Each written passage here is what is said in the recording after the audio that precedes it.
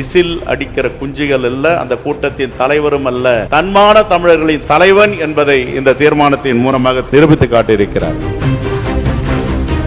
எவ்வளவு நெருக்கடி வந்தாலும், எவ்வளவு தாக்குதல்கள் வந்தாலும் தமிழ்நாட்டு மக்களின் உரிமைகளை கொடுக்க மாட்டேன் என்று தைரியமாக நின்று தமிழ்நாட்டு மக்களின் தலைமகனாக இன்று போராடி கொண்டிருக்கிற மாண்புமிகு முதலமைச்சர் அவர்கள் இந்தியாவில் முதல் முறையாக முதன்மை மாநிலமாக கொண்டு வந்திருக்கின்ற மாண்புமிகு முதலமைச்சர் இந்த தீர்மானத்தையும் இந்தியாவின் முதல் சட்டப்பேரவை என்ற பெயரை தமிழ்நாட்டிற்கு ஈட்டி கொடுத்திருக்கிறார். மாண்புமிகு பேரவைத் தலைவர் அவர்களே, இந்த தீர்மானத்தை இந்தியாவில் எந்த சட்டப்பேரவையிலும் இதுவரை கொண்டு வரவில்லை. மாண்புமிகு முதலமைச்சர் அவர்கள் இந்த திட்டத்துடைய பெருமை, இந்த திட்டத்துடைய அருமை, இந்த திட்டம் எப்படிப்பட்ட ஒரு நோபல் திட்டம் என்பதை அறிந்து இதை கொண்டு வந்திருக்கிறார். தமிழ்நாட்டு மக்களை நலனை யார் காட்டி கொடுத்தாலும், மறைமுகமாகவும் முகமூடி அணிந்தும் புதுடில்லிக்கு அடகு வைத்தாலும், ஆனால் தனி ஒரு தலைவனாக நான் தமிழ்நாட்டை காப்பேன் என்று உறுதியேற்கின்ற மாண்புமிகு முதலமைச்சருக்கு மீண்டும் நாங்கள் நன்றியை தெரிவிக்க கடமைப்பட்டிருக்கிறோம். தமிழ்நாட்டு மக்கள் எல்லாம் எதற்கும் அஞ்சாதவர்கள், தைரியமானவர்கள், ஏழை எளிய மக்களை பாதுகாப்பவர்கள் என்ற வரிசையில்